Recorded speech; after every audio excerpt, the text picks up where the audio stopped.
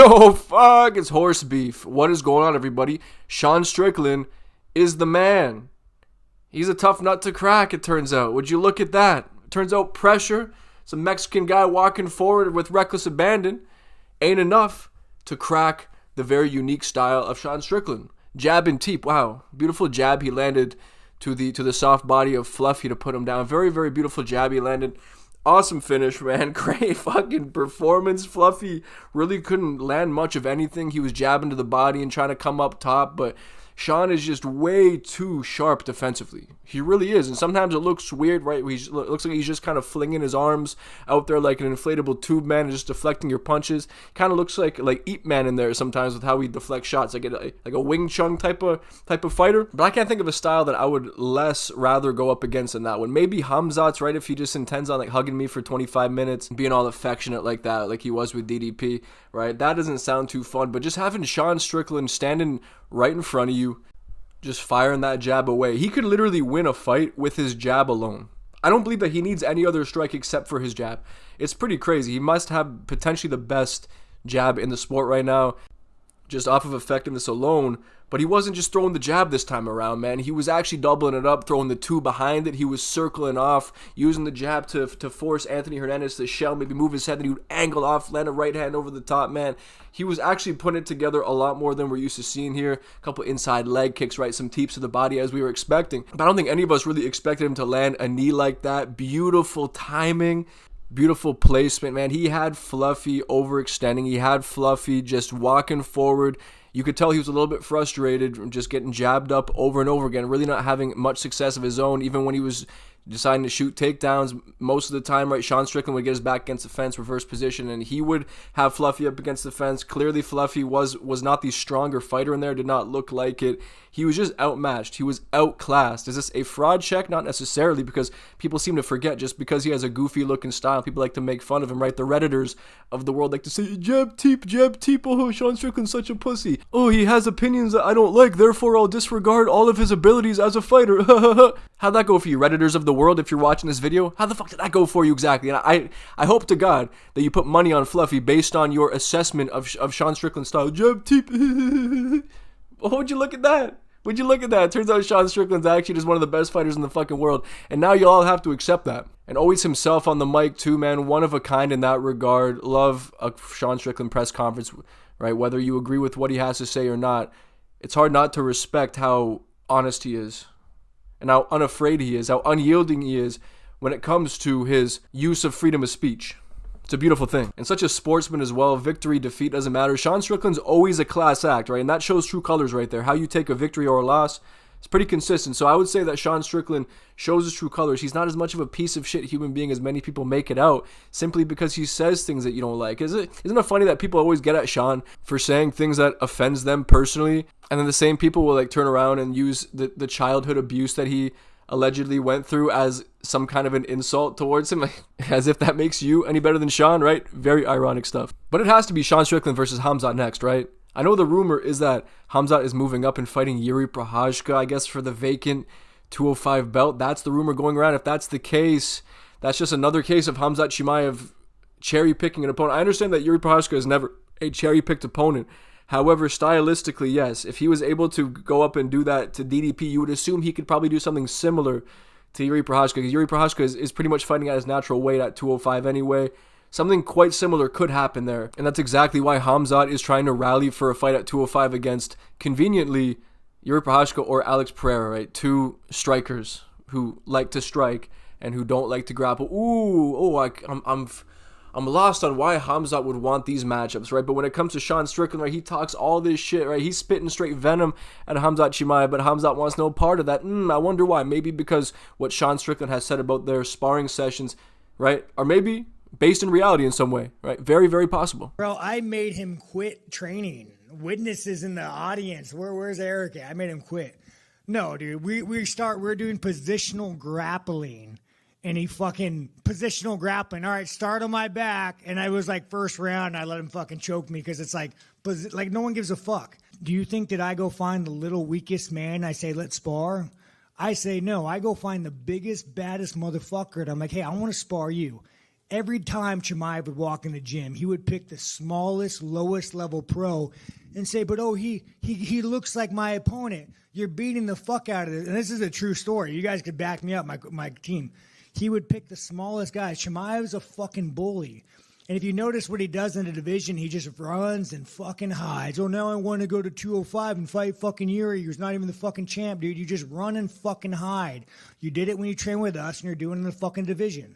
Now, of course, like Sean Strickland, when it comes to like, talking about being a bully and, you know, bullying people who are not at the same level as you, like we've seen him do that to like YouTube guys, like that Nick, whatever his last name is, and Sneeko and all these dudes. But then again, they're influencers. I hate that fucking term, quote unquote influencers. And Sean clearly has disdain specifically for them. But I can see why people would see some hypocrisy there. But man, if this fight doesn't happen, we're being robbed of potentially the greatest build-up in UFC history since Khabib versus Conor. Potentially, right? Like Sean Strickland, obviously he's nothing like Conor McGregor as far as how he speaks and what he says. But he may just be the actual Conor McGregor of today's day as far as selling a fight. No one sells a fight. No one puts asses in seats with their mouth. That sounds fucked up, but you know what I mean? The way that Sean Strickland does. No one does, simply. And Khamzat Chimaev is a massive draw. He is a massive draw just simply because he's Khamzat Chimaev and he has a very big fan base, right? He's a massive draw, undefeated guy, and you know that Sean Strickland would not hold back at the press conference. Anything that comes to his head, he will say, and that's actually why I think this fight won't be made. I think the Paramount execs, the UFC execs, will probably avoid making this fight to avoid a situation like that where Sean Strickland is making like global headlines for what he says about Kadyrov and Khamzat's relationship, for example. You know what I mean? Like he would definitely say some very troublesome shit for the UFC, but hilarious shit for us as viewers, right? God, I hope it needs to happen. It would be so beautiful. But I'm honestly pretty doubtful at this point. And this doubt has been amplified since Sean Strickland's mic was cut during the post-fight presser. So let's take a look at that. Thanks, guys. Oh, that's a wrap?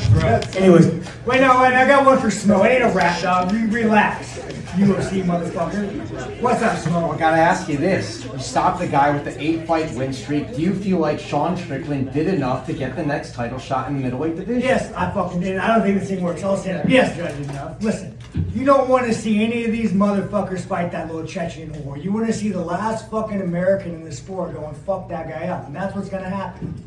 What did Sean Strickland do to beat Khamzat Chimaev inside Anything I fucking want, dude. Anything I fucking want, dude. I'll bring a fucking go. He'll get distracted. Anything I fucking want. Unreal showing from Sean Strickland here. So authentic, man. We need to protect this guy at all costs. Essentially tells the UFC employee to hit the road, get the fuck out of here.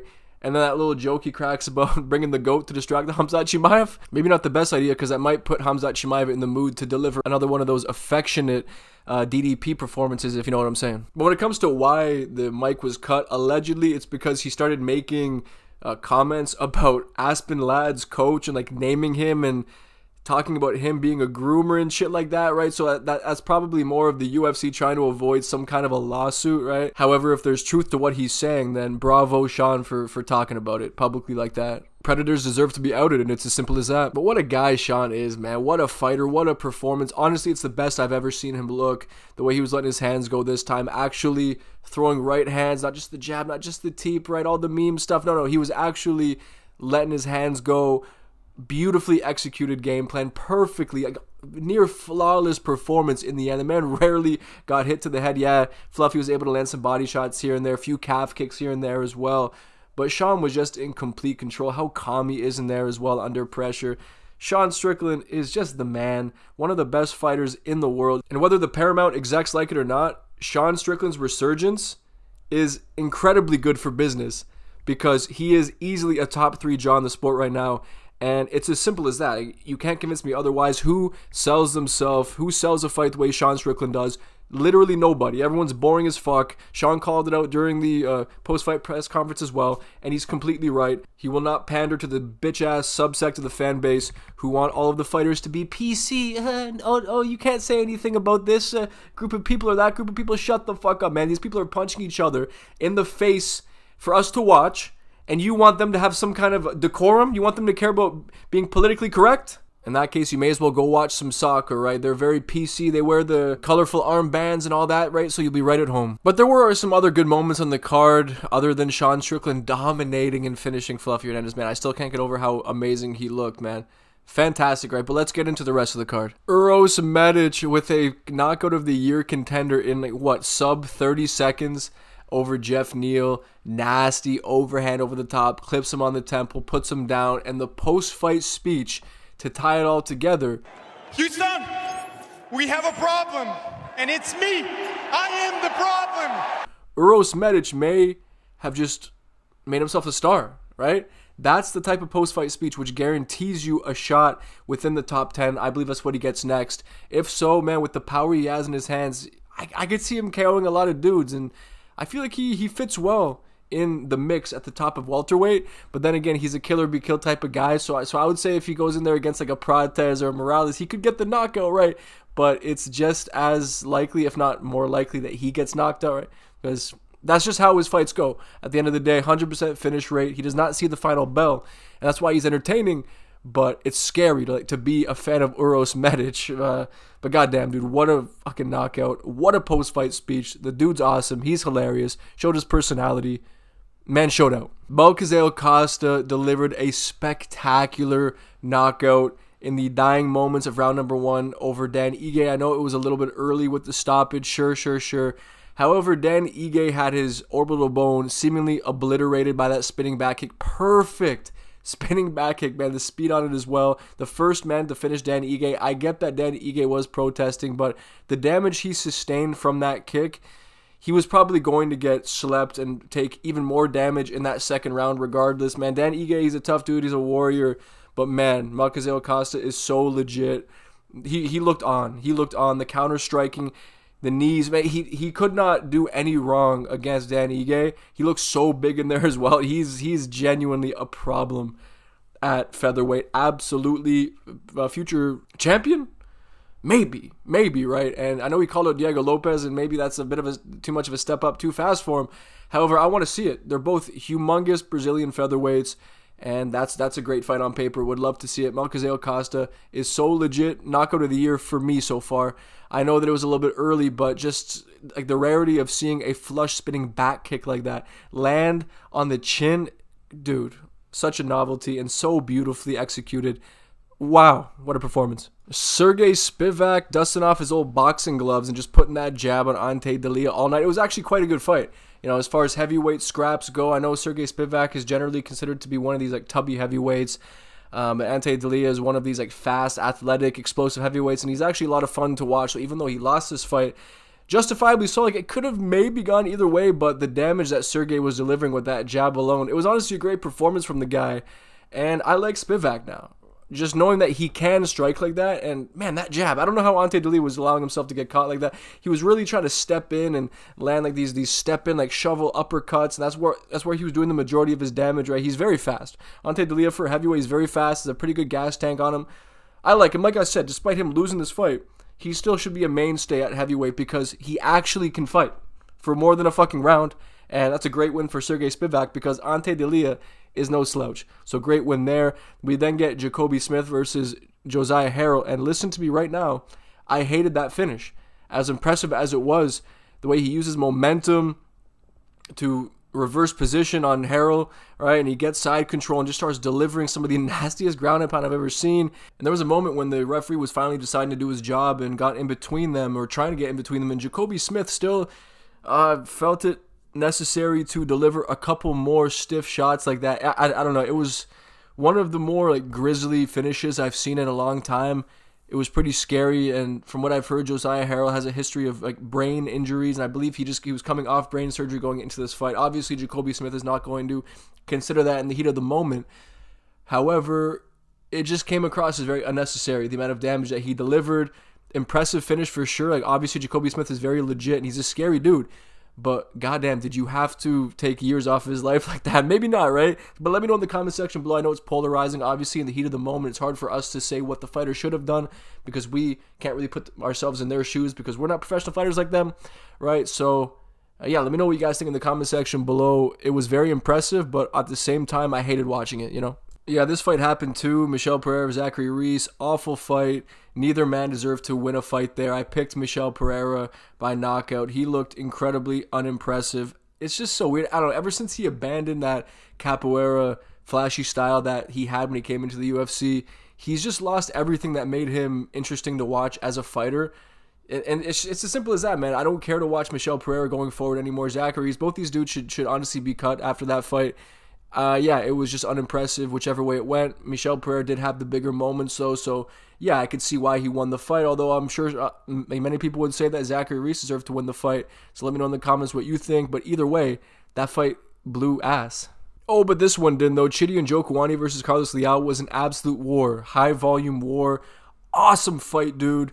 Oh, Carlos Leal is so much fun to watch when he's not getting sparked, man. Like when he's in the fight, he's just so much fun to watch. He just walks forward, throws his big hooks, digs to the body, goes up top. He landed a nice 1-2 on Chidi as well, which hurt him. I think maybe it was close to the end of the first round, maybe in the second round, right? Chidi was having most of his success with the kicks, with those knees as well. It was just a great clash. It was a great clash of styles. I thought maybe Chidi and Joe Kwani would have been able to catch Leal and finish him with the knee up the middle at some point and punish him for his aggressiveness, but Carlos Leal went in there with something to prove, man.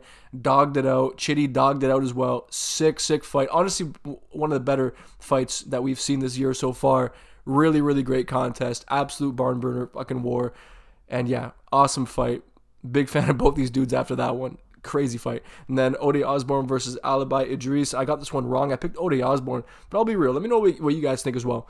By the end of it, I figured, yeah, Alibi Idris, he did get the control time, but when it came to like landing the bigger impactful strikes, I feel like Ode was landing those in like pretty much all 3 rounds. However, I understand, yeah, Idris did have control for the most part in this fight, and Ode Osborne wasn't active enough. He wasn't showing enough like to the judges optics wise, so I can get why Idris won the fight. But yeah, man, it was a good fight, I suppose. Nothing too special there, nothing to write home about. We then get into Alden Correa, whatever it is, against Luis Gurule. And this was a pretty good fight too, although relatively one-sided. Gurule did have some moments, but once Alden Correa grew into the fight, it was one-way traffic. He's very skilled. He can wrestle, he can grapple, and he can strike. The man's very well-rounded, and I'm a fan. Cannot wait to see what he does next. And Luis Gurule, from undefeated before coming to the UFC to I think 0-3 now, so he'll probably get cut after this one, so that's unfortunate for him. We then get into Nora Cornole against Jocelyn Edwards, and Jocelyn Edwards slammed Nora on her shoulder, which led to the finish, and the referee just did not clue in that Nora Cornole was clearly not able to fight after that point. She was not defending herself after the slam. Referee decides, nope, I want you to take more punishment, and then she has to fight off submission attempts with a broken collarbone or something. It seemed like she broke her collarbone or something like that, man. It was just a nasty one, and the pain that she was obviously in after the fight, felt really bad for her because she took unnecessary punishment because, once again, the referee wasn't doing his fucking job. So, brutal finish. Jocelyn Edwards, she was always going to win that fight, but holy shit, man. Nora Cornole really took some damage there. It's unfortunate. Fucking referees were in horrible form last night, man. Ramiz Brahimaj against Punale Soriano. I got that one wrong. Also, I picked Ramiz Brahimaj. I thought maybe he'd win a decision, but Soriano won that fight, I would say, relatively convincingly. It was a fun little contest, right? Both men emptied the tool bag on each other. Both showed the striking, showed the wrestling. And it was a fun little contest. Nothing too crazy. Nothing to write home about, right? Not what you'd expect from these two men. But decent contest and good win for Punale Soriano there for sure. Then we get Philip Rowe against Labazniani. And Labazniani, he looked really good, honestly. Relatively dominant, was one-way traffic up until like the dying moments of the fight where he decided to start banging with Philip Rowe, which obviously I respect quite a bit, but that's when Rowe actually started to land some shots and put some damage on Labazniani. By the end of it, he put more damage on Labazniani, like superficial visual damage in that last moment of the fight than Labazniani was able to deliver to him throughout the entire fight. Obviously, it doesn't mean anything. Labazniani still obviously won the fight, but it was just interesting that once he started to open up like that, Philip Rowe can really damage you with those hands, dude. He just has a hard time really putting it together. But yeah, this is a fun fight too, I must say. Jordan Levitt against Yadir Del Valle. Most people were wrong about this one. Everyone was writing off Jordan Levitt, including myself. And Yadir Del Valle, I guess we just saw what it looks like when your opponent isn't paid to throw against you. So yeah, man, it was super boring though. Whenever Jordan Levitt gets his way, it's just never a fun fight. And then the card opener, Juliana Miller, somehow a UFC level fighter against Carly Judice. And Judice, yeah, she won that fight. She looked good, I guess, but Juliana Miller is literally a punching bag. She is. I don't understand how she's in the UFC. I guess that just speaks to the level of women's flyweight, but yeah, man, she's just not UFC level. I feel like she should be cut for her own well-being because she is too tough for her own good. But that does conclude my thoughts on the card which took place last night. It was overall quite good, held up massively by the bigger moments, right? The main event was very nice. Medic's KO, right? Costa's KO, man. Crazy moments like that. But Chidi and Njokuani versus Carlos Leal, there were some really good fights with some absolute dog shit sprinkled throughout. So let me know in the comment section below. What do you agree? Do you disagree? How'd you get on with your picks? All right, whatever your thoughts are surrounding last night's card, just let me know in the comment section below. And as always, guys, I appreciate you watching. I'll see you on the next one.